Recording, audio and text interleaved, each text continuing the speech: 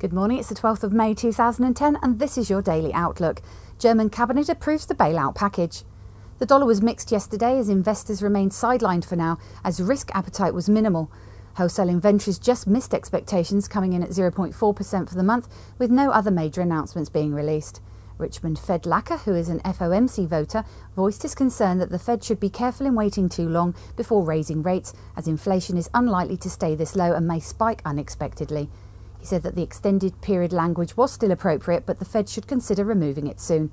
The US deficit is expected to have increased in March and in April, while mortgage lending has picked up and home sales are expected to increase as well. Equity markets were modestly unenthusiastic, whilst risk aversion was seen mostly in the price of gold as it made new records high of $1,234 per ounce. US 2-year Treasuries traded between 0.80 and 0.85%, and dollar-yen traded between 92.21 and 93.54. In Europe, we saw panic building momentum once again as the euphoria from Monday's bailout package faded away and the market believes that a bailout does not actually help the structural reform. The ECB, Bank of England and SNB are offering unlimited liquidity in dollars, and we saw $9.205 billion demanded by several banks. This is important as it shows that a few banks are facing funding issues and there is indeed stress in the system. Germany's cabinet approved the package also, and now Greece is expected to request the first instalment today. Also, the fact that the ECB will be involved in the bond markets improves overall sentiment. Euro-dollar price action was between 1.2804 and 1.2604. In the UK, we have a new Prime Minister, David Cameron of the Conservative Party, following Gordon Brown's graceful resignation. The new government will be a coalition between the Liberals, Democrats and Conservatives.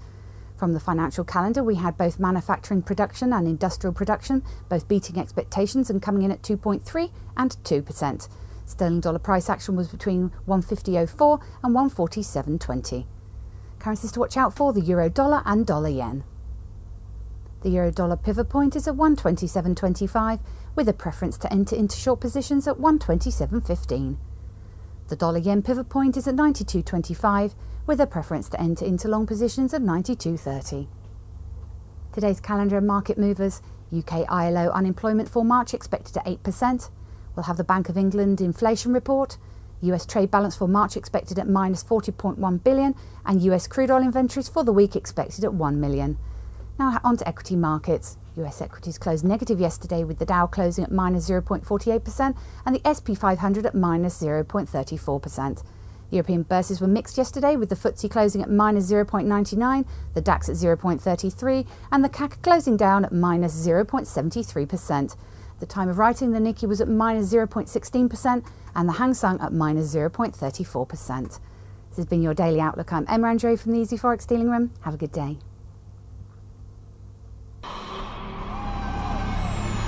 Not only have you found a great place for Forex news, you found a great place to trade it. Registration is easy. Just click Join Now. Membership has its unique benefits, such as the freeze rate, the trade simulator, the inside viewer, and personal dealers.